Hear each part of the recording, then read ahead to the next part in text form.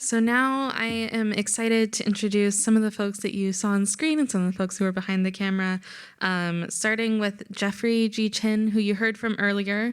But Jeffrey directs narratives on early immigrant communities in the United States and is best known for this award-winning dramatic short film, Lil Tokyo Reporter.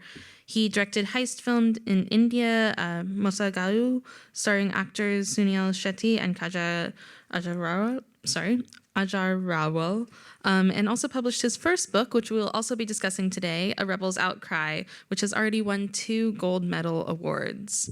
You'll be also joined by Chris Tashima, the star of this film, who has played generational Japanese-American roles in award-winning indie films like Model Minority, Under the Blood Red Sun, and Go for Broke.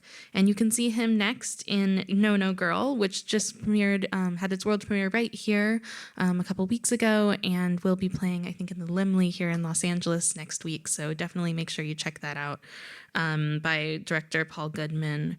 And he's most recognized as the Oscar-winning director of Vices and Virtue, a short film that he also stars in.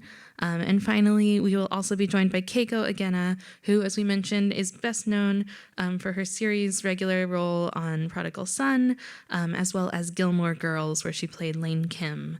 And she's also been a series regular on so many other shows, like Hulu's The First, and a reoccurring character on Better Call Saul, Dirty John, and 13 Reasons Why. And she also published an artist workbook titled No Mistakes. So we have such an exciting panel today, so I want to welcome all 3 of them up here to the stage now. We just want to start this conversation off on kind of a reflection. This is the 10-year anniversary. This film came out in 2012. So just wanted to chat a little bit about kind of what's the experience of seeing this film 10 years later. What are the memories that this is bringing back about this film? Yeah, on its 10-year anniversary. Sorry.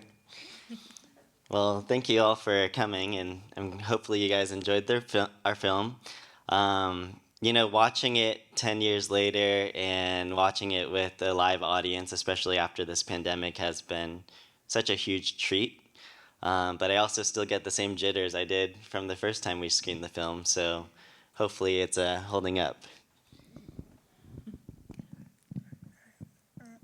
Greetings to my community. It's very gratifying every time I watch this because I just feel the film really holds up, and I'm really proud of the work every time I see it. Proud that we are sharing this history, keeping Sei Fujii's story alive, introducing him to new people. And so, I just want to thank Jeffrey and Carol for making this film. It was great to be involved in this film. I just have to say the same thing in that the first time I'd seen it again for a while was when we were just in Las Vegas, and it had been a really long time since, I was like, wow, it's really a lovely experience. And then being here today in Little Tokyo, watching Little Tokyo Reporter, it's really special. And so the Historical Society being able to do this, and Jeffrey, it's a great day. Yeah, I love that you mentioned being here in Little Tokyo because it was so exciting to see, all the familiar locations on screen. So I was wondering if you could talk a little bit more about that and about kind of this film being so completely grounded here in Little Tokyo. So the process of creating it, researching it, and kind of filming it here within this community, and that experience, I think, as like Japanese American actors being a part of a project like this. Well, more so as a filmmaker myself, when I read this script, I'm just wondering how they're going to do that. Because people familiar with Little Tokyo know that it doesn't look like that anymore.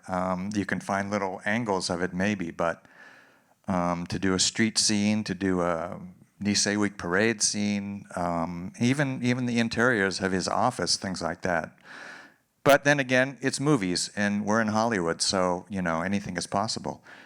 But as a Japanese American, it was just wonderful to discover this history. I didn't know anything about Sei Fujii when I first met Jeffrey, and when he introduced this project to me, and I was kind of shocked because I feel like I kind of know a little bit about Japanese American history, having worked in theater and film for 30-something years, and yet here was someone who I'd never heard of.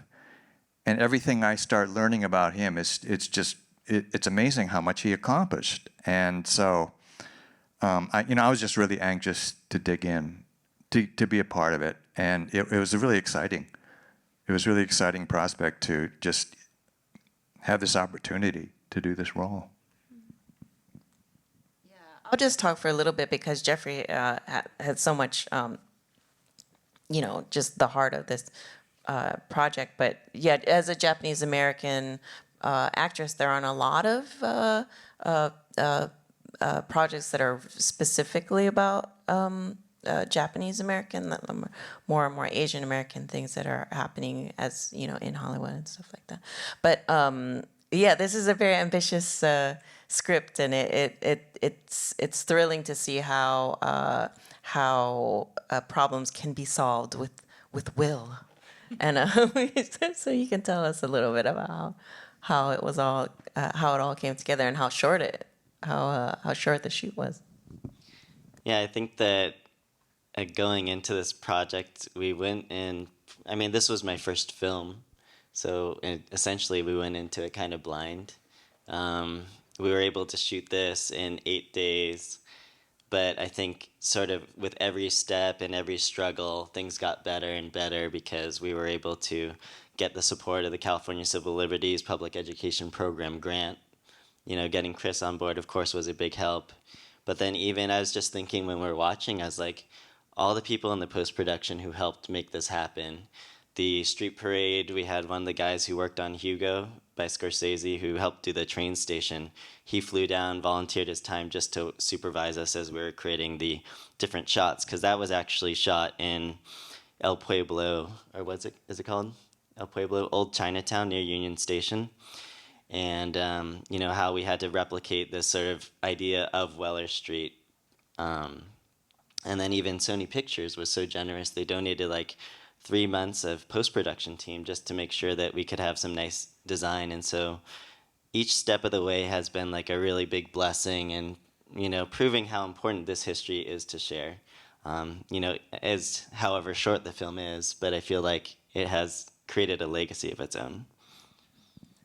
Yeah, movies, I think, more than any other art form I can think of, is very collaborative. And it's really all about assembling a team, bringing people together. And I could see Jeffrey doing that all along the way, starting with Little Tokyo Historical Society. They were on board at the very beginning, and to me that really made it legit and made it a worthwhile project to get on board with. And from there he just kept bringing on more and more artists, top-notch people working in the industry, Keiko and our amazing cats. So it really was, I think, the producing aspect of it that Jeffrey brought to it, he and Carol, and being able to just sort of lead this really great team. It's you've got to literally direct. I mean, that's what directing is just bringing all these people and making sure they're all in line and telling his vision. Yeah, I mean, I think you mentioned all of the people that were involved, but I'd love to hear a little bit more about kind of uncovering this story. I know you mentioned you worked within the JANM, with the JANM collections team, both on this film and then on the book as well. So a little bit more about kind of, yeah, and then discovering Sei Fujii's story and why it was so important for you to bring it to light. And then for, you mentioned you hadn't heard of this story before, so kind of your experience of embodying this historic character and becoming, becoming him and becoming that role. So I guess I'll mention that sort of all this started back in 2010, where I attended a National Historic Preservation Forum in San Francisco. It was the first of its kind, and LTHS, Little Tokyo Historical Society, had recently done a program on the history of Japanese healthcare, hosted at JANM, actually. And so you had Frances Kaji, who's the daughter of Dr. Tashiro, who was on the U.S. Supreme Court case. She was there, the daughter, Marion Wright, and you know, a lot of other historic people who had been involved with the history. Sadly, I actually had not had a chance to attend that, but I was introduced to the history through Fumiko Carol Fujita, one of the founding members of the Historical Society, and it sort of evolved from there. And you know, as she mentioned this history about a civil rights leader who helped build a hospital for his community in direct response to the 1918 flu epidemic. But she also mentioned that he's an attorney. And it sort of connected with me because my parents all wanted me to become an attorney because they're both attorneys. You know, going deeper into it, we started visiting JANM. And at JANM, during that time, it was the archives, you know, is still a process to get some meetings there. But when we were able to get access to look at some of the photos and some of the microfilm, we were able to scrub through the Kashu Mainichi newspaper that was founded by Sei Fujii and get a glimpse of what that world was like. That and compounded with some biographies or writings that had been written about him. So that's the beginnings. Yeah, having the fact that he was a newspaper publisher and he wrote columns in his own paper, the Kashu Mainichi, and that those publications are available was huge. And Jeffrey worked very hard in providing me with copies of articles that he wrote that he felt would provide insight. Jeffrey and Carol both did everything they could to uncover as much as there is, including talking to people who knew him, knew Sei Fujii. But the fact that he died so long ago, it still was pretty much a sketch. I mean, there's no film, there's no videotape, there's no recordings of him. So that actually is kind of nice as an actor because it leaves you the room to invent or create this character, make it your own, which I think is really important as an actor, that you have the liberty to do that. I grew up knowing the generation of Issei that he belonged to. I remember many of them from my childhood and early teen years, and bringing all that together and mostly relying on the script really made it just fun as an actor, because you know there was richness in the script, and there was really importance to it personally, in that you know he was a Japanese American leader in the community. So I was constantly being inspired by his history and his story. So it was a blast.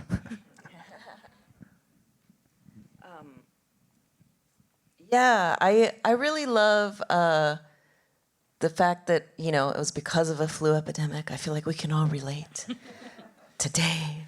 It's so poetic that he was treated at the same hospital that he founded. I mean, that's just, you have to make a story about that. It's just beautiful. And you have like, do you have a thing? Yeah. Visual aids. We have guys. some visual aids, Visual aids. so hopefully we don't put you guys asleep. It's good stuff. I like it. Cool. So we're just going to quickly bring you through some of the history because I know it's a lot to talk about. So Sei Fujii had immigrated to the United States in 1903. He graduated USC Law in 1911. During that time, from our understanding, if you graduated from USC Law, they would help provide your law license. But since he was not a citizen, he was not able to receive one of those. So he ended up founding the Kashu Mainichi. He worked as a legal consultant for his community, and he came from a heritage of samurai. And then here we have his classmate, Marion Wright, who had graduated in 1913. His family was very involved with railroad development in Los Angeles, and having that special connection working with a lot of immigrants, his daughter believes that was one of the reasons he felt closer to a lot of the immigrant students who were at USC. And since Sei Fujii was not able to represent in court by himself, they ended up collaborating together. and winning 2 Supreme Court cases. And so in the top corner, of course, you have the Japanese hospital. The building still exists today in First and Fickett. And so here in this history, of course, we have Sei Fujii with his Kashu Mainichi newspaper, the California Daily News.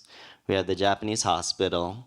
But also through his newspaper, he was very outspoken. He was not afraid to confront issues, and so he often became the target for assassination attempts and a lot of controversies. And there we have I think that's the U.S. Supreme Court case there for Fujii versus California. I forget to press up. There we go. One of the things that Sei Fujii was involved with, he also had pamphlets that helped the Issei help purchase land under their children's names. So as the immigrants were non-citizens and the laws barred Asian immigrants from owning land during that period of time, you could potentially purchase it under your children's names if they're American-born. The government obviously tried to crack down on it when these cases called the escheat cases and say that you're trying to cheat the system by, your kid's not even 18 years old and you're trying to put it under their names. But he still tried to find a way to help the community purchase land. So in fact, if you look at a lot of land in Southern California, even I believe the Sakioka family in Orange County, they credit a lot of the being able to own land because of Sei Fujii's efforts. And then we had a lot of, politicians who were against Asian immigration. And so there used to be campaigns called like Keep California White. This guy was the mayor of San Francisco, eventually became governor, and I believe senator as well. So in this process, we've been very lucky to do a lot of research with people who had personally known Sei Fujii and family connections. And so this is actually in Iwakuni with Sei Fujii's granddaughter. So on the far left, we have Fumiko Carol Fujita. We have Mariko Omori. She was a former intern with our Historical Society, but she continues to volunteer and help us today. Nobuyuki Akiyama and Mitsue, that's the granddaughter, and then Takamichi Go. And so before I jump ahead in all this fun research, I'd love for like Chris and Keiko to speak to, how much of great effort that Carol Fujita has helped put into this work, because I think without her, I don't think you'd be able to tell the story of Sei Fujii. Yeah, Carol, came to me with Jeffrey and with this idea of producing this film, and she was retired. She had no interest in becoming a movie producer. She's a retired pharmacist, volunteering at the Lil Tokyo Historical Society. But this was a tremendous opportunity that I saw as a filmmaker. But I wanted to be honest with her and let her know what she was getting into, because it's crazy to try to make a film. It's going to be years long, that you're not going to really make money off of it. Chances are slim of that. It's going to be very difficult managing all these people, but she did an amazing job all through the film. We came to a lot of major hurdles that we had to jump over to get this film done, and I think any other person would have given up at many points in the making of this film. And so, I want to commend Carol for seeing this project through. I thank her so much for making this film. Jeffrey alone could not have made this film. He had the creative ideas and the script, but it needs to be produced. So, thank you, Carol, for this and for the book and everything she's done and keeps doing to help keep Sei Fujii's story alive and out to the public. Yeah, Carol. It was wonderful because you could tell her eyes were wide with all of the challenges, but her heart was always pushing forward. I mean, it was really inspiring to be around her, because she's just like a joyful perseverance she had. Yeah. So all of this has been pretty much been done with a lot of love and, the contributions of all the Historical Society members here today. There you have the family tree, and we were able to gain access to a lot of archival photos. So as you would see in the book, there's a lot of historical photos, both from the Sei Fujii's family archives as well as at JANM. So should be exciting to share with you. Okay, cool. And then we were also able to go to Sei Fujii's high school, which was really interesting. So our book is based on an original Japanese text, which was written by Kenichi Sato. He was commissioned by the Kashu Mainichi in the 1980s. And in the text, it explained that Sei Fujii had failed out of high school because he was rebelling against his grandfather, who wanted him to become a politician. If you look at the history of Yamaguchi Prefecture, about 1/3 of the sort of modern leaders in Japan actually come from Yamaguchi-ken. But we actually found the historic yearbook, and it even mentioned where he purposely failed out of his class. So, so there's a lot of nuance that we confirmed in this. We were also able to connect with Marion Wright's daughter, Janice Lynch, and she was able to provide us with a lot of generous research and information. And she was I think 90 in her mid to late 90s then. And she still had a Netflix account and was able to do everything. And so we feel very grateful. And then, of course, we made Lil Tokyo Reporter. And so we have the wonderful and incredible Keiko Agena, Tashima, and creating this, this was a milestone in itself. It was unexpected that we were able to create it. It was magic in the fact that we were able to connect with audiences and even still show it today. But the legacy of the work here, I think, is the real story. And so I wanted to share with you a little bit about that. Click. So basically, every 2 years after the film was released, we were able to do something to sort of expand the story of Sei Fujii, because when you ask anyone outside of the Asian American community to name a single civil rights leader from the Asian community, oftentimes you probably not have a single answer. And I think that is so important for this generation and the next generation, and even the older generation, to at least be able to have these conversations and have the representation out there. So we were able to build a memorial lantern, which you could actually see at the 2nd Street entrance of Japanese Village Plaza. The designer is Miles Endo, and believe it or not, his great-grandfather was in the same Santa Fe camp with him. So in a picture, it's actually his great-grandfather is right behind him. So we feel very lucky to have Miles have designed that. We were able to also right the wrong of the issue of Sei Fujii not being able to have a law license. So Sei Fujii, through the help of JABA and the distinct effort of our historical society, we were able to get him his posthumous law license. And so he's actually the first Japanese American in California to receive a posthumous law license. And then through the great leadership of Kristen Hayashi and Mike Okamura, we were able to get the historic designation for Japanese hospital. Currently, it's no longer Japanese hospital. It still serves as a retirement home for seniors. But this means that they cannot tear down the building, and so this landmark in history will be preserved for the future. And all of this has accumulated into creating this book. It was a 10 years effort.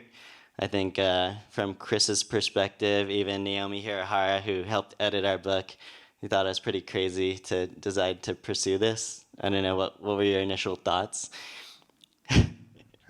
Yeah, I think, well, basically, I didn't understand what Jeffrey was doing. Because he came with me, he kept coming with these ideas for this, what ended up being a beautiful book. But, I think of a biography as a paperback you keep at your nightstand to read every night. And he was creating something new, kind of a coffee table book, a little bit graphic novel, kind of a historical book, pictures, illustrations. To take a look at it, because just to pick it up and hold in your hands is an experience. Now I get what you were doing. Great idea, good job. Take a look at it. It would make a great early Christmas shopping, not too early. So I'll give you guys a quick glimpse into it, if it lets me. Cool. So a lot of the design was inspired by The New Yorker. So I wanted to make sure that in the book, which was translated by Sayoko Higa Dickinson and edited by Naomi Hirihara, to allow the reader to at least keep track of what's going on, because it's a lot of history and it's pretty complicated. But on each chapter opening, we also have a tableau image inspired by Miyazaki, sort of a classic animation style. And I guess one of the funny sort of anecdotes is this theory that Sei Fujii was one of the innovators or helped inspire the Ondo dancing in Nisei Week. So you'll see all these sort of interesting anecdotes in the book. And then also traveling to Washington, D.C., how he was, always sharing his food with people. And so he nicknamed this process of connecting with others the rice ball diplomacy.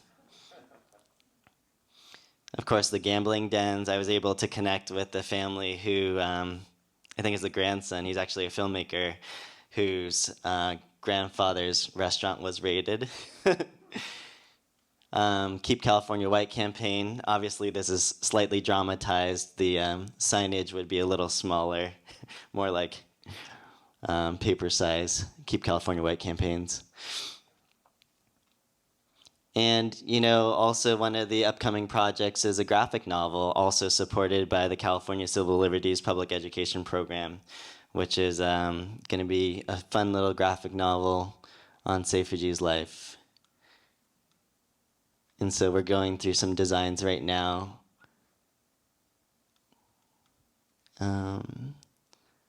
Just playing with that.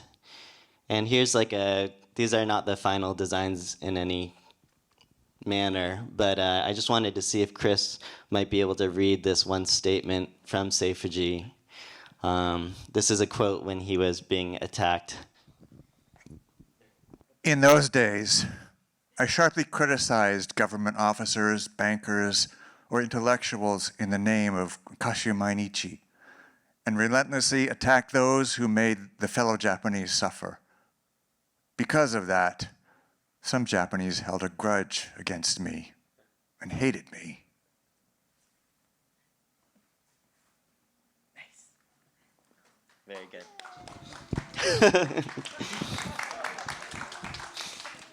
So on November 26, 1932, those are his exact words, by the way. On November 26, 1932, just past midnight, Sei Fujii was ambushed by several men just outside his office, and he would be later saved by a pimp named Wakamoto. And so, very colorful history that we got a glimpse into through all of this ongoing research. We also learned about Sei Fujii's great ancestor, who was a warlord in Okayama, and that during a period of time, the family ended up losing samurai status, and so for his character, or in his own history, that sort of, a nuance to understanding that even though Sei Fujii came from samurai heritage, Marion Wright came from heritage of knights, it's always more complicated than you can think. So actually, just this July, I was lucky enough to travel to Japan. The mayor of Iwakuni was able to set up a special program because they were greatly supportive of this publication and helped with a lot of the research. And so we have Sei Fujii's granddaughter, great-granddaughter, and great-great-granddaughter holding the book with her great-great-grandfather. And so I feel it was really important because we wanted to make sure that they would be able to enjoy and celebrate this book as well. And she was also very cute. So.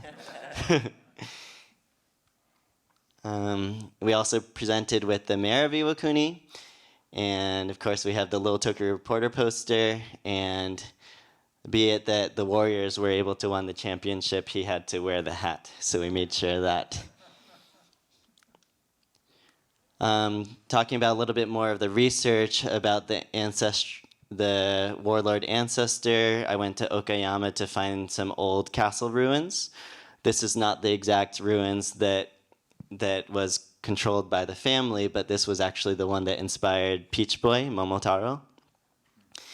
But I also found the old temple that Sei Fujii's ancestor was banished to about 1.5 miles from his ancestral home. And so, I've just been continuing to do research to understand as we've been developing this graphic novel. And so even through AI art, I was able to replicate this concept of an idea of a samurai warlord having to return to a temple in a torrential downpour, empty-handed. So, yeah. So you can follow us, LTHS here, and I guess we can open up to some fun questions with the audience.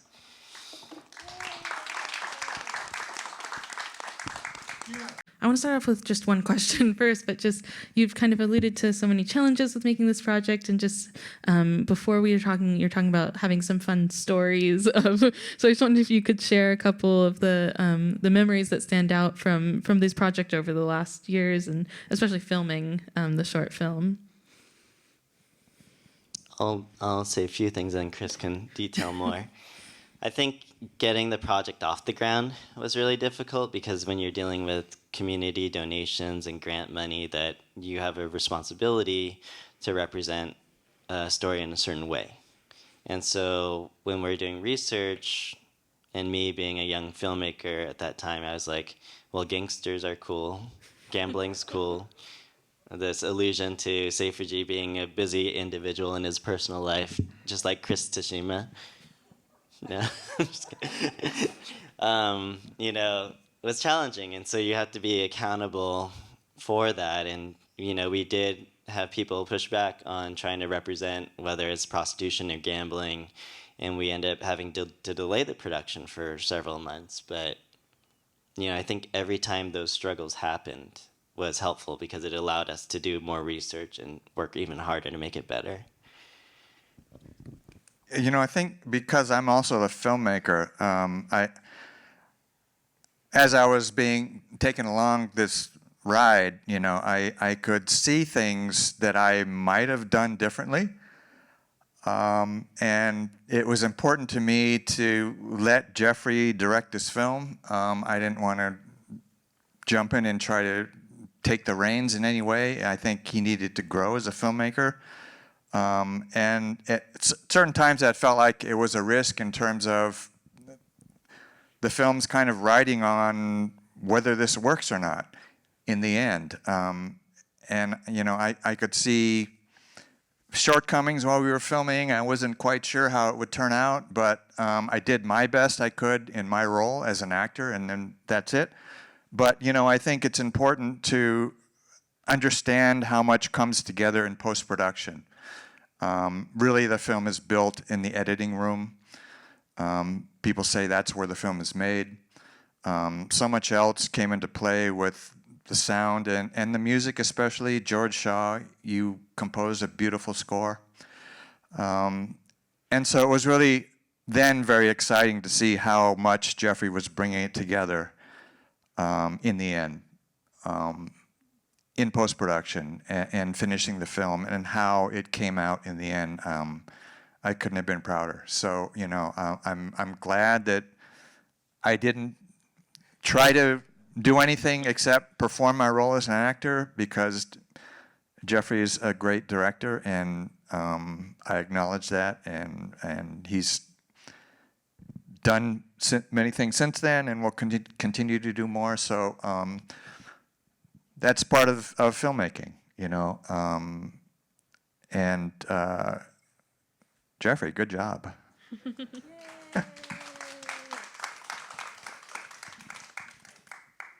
Yeah, so the question was about any kind of focus either film or other, I mean, I'm asking otherwise, on Sei Fujii's work with the anti-Asian laws around with the governor at the time, especially connecting to the present day, and the keep the California white campaigns that were happening.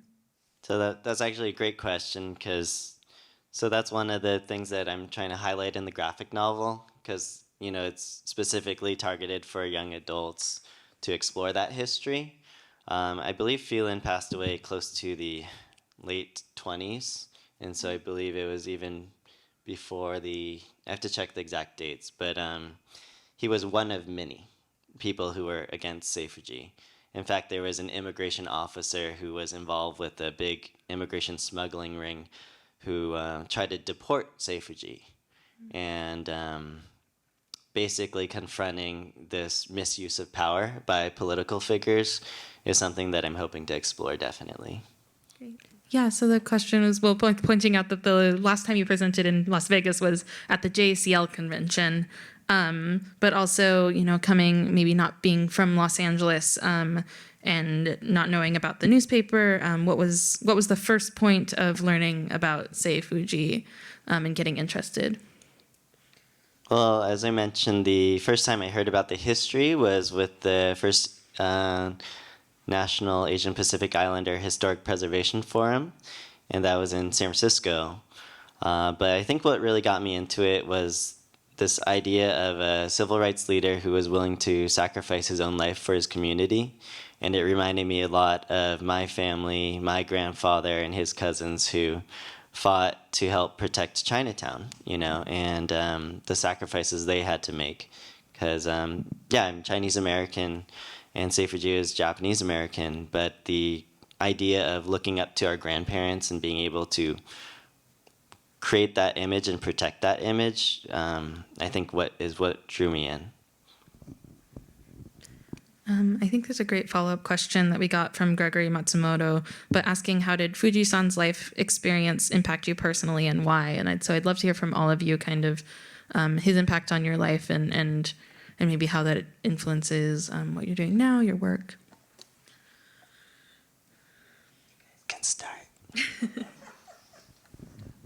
Well, it is kind of interesting how you said art, sort of going back to what Jeffrey said earlier, art imitates life, because people in the community only wanted good news, and then in the film it's that Sei Fujii is pressure or feels pressure of only producing good news. And I think how it's affected my life is that it's always sometimes it feels like it's getting even harder as time goes by of what do you stand up for, and when do you speak out, and to not be afraid and intimidated. So I think that watching the film again is another reminder of what it means to stand up for what you believe in.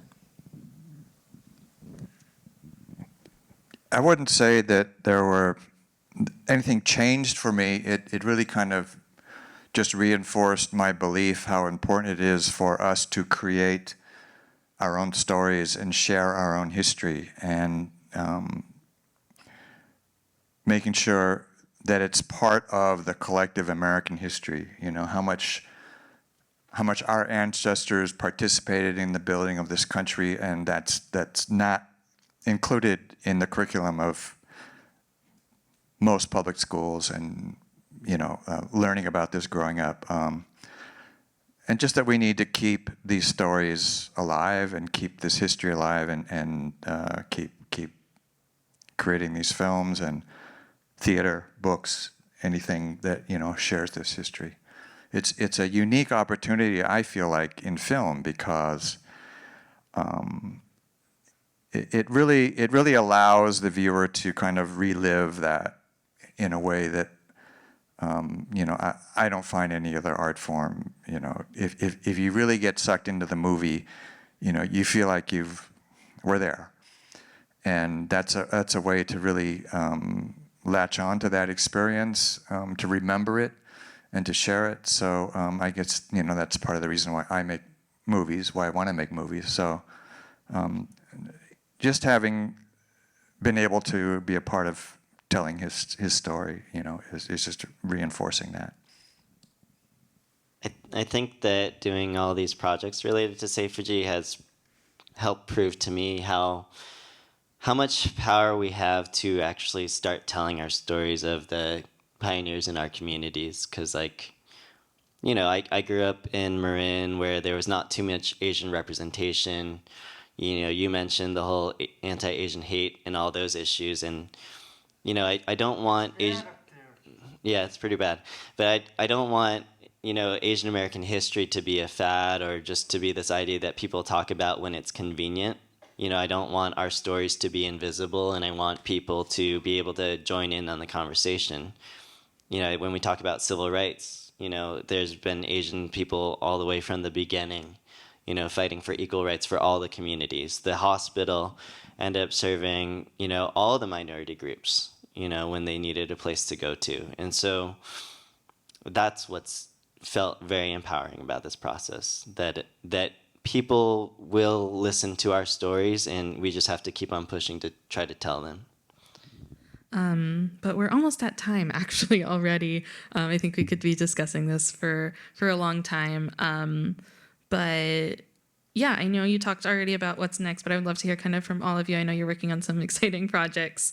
And then we can just talk about how folks can get access to the book and anything else that Little Tokyo Historical Society is working on. But I'd love to hear from all of you kind of what's next, what you're excited about.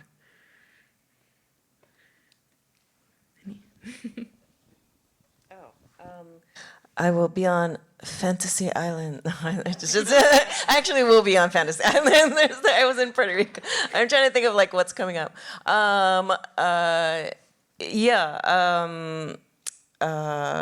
Sorry, I'm recovering from another trip to Las Vegas that had nothing to do with the JACL. Okay. Just writing also. So last year I got to, here's a fun thing. So last year I wrote a pilot script for myself to be the lead-in that I never in a million years would think that anyone would take that seriously.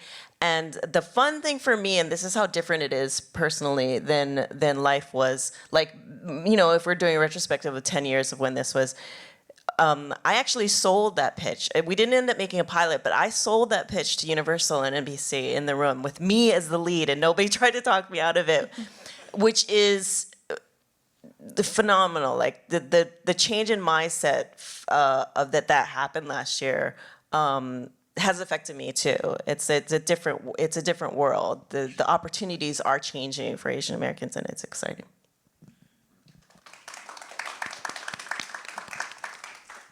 Yeah, it was mentioned earlier, but I'm in a indie film called No No Girl that's actually opening this Friday at the Glendale Lemley Cinemas for 1 week.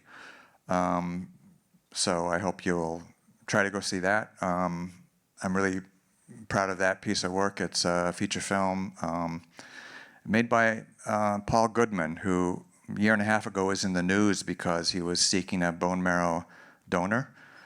And he got one through his sibling, and while he was recovering in the hospital bed, he finished the script for No No Girl, and as soon as he was well enough, he got out and shot the movie. And it's done. He's an amazing filmmaker and an inspiring story himself. But the story is an interesting look at, I would say, residual effects of camp in the next generations. I actually play Sansei in the film, and it focuses on a yonsei, young yonsei, whose grandmother has just passed away, and she discovers letters about her grandmother that expose something she never knew. So interesting story. And I have other things I'm hoping to do, but too early to talk about. And then before I forget, I just wanted to, all of you who are here have been a huge part in making sure that any of these projects were been able to be produced. And so I do want to give you guys a round of applause for having supported, all these projects here. So I just finished a national ad that you guys will see in September. So it should be really fun with some sort of big music group. So that should be cool. But right now I've been pretty busy with work. Right now I'm supervising a TV station in San Francisco. So yeah, but when we update, we'll update you. Thank you. Yeah, I really want to hear from all you because I think that when we're talking about, 10 years ago and thinking about kind of Asian American, Japanese American folks who are changing the game, it's really exciting to have you all here today. So with that, I want to say thank you so much for everyone who's here in person, folks who are here online. We do have both the book as well as the DVD for Lil Tokyo Reporter available right in the lobby, and we'll be doing a signing of those as well. We also have some coffee and pastries, thanks to Cafe Dulce. So we hope that you stay, take advantage of the air conditioning here for a little bit, and that you stay safe and cool out there. And please look into supporting both us here at the Japanese American National Museum and, of course, our partners at the Little Tokyo Historical Society as we continue to do this work to preserve these stories and tell these stories. So with that, thank you so much. Thank you for being here today. Another round of applause for our incredible panelists. And yeah, have a great afternoon.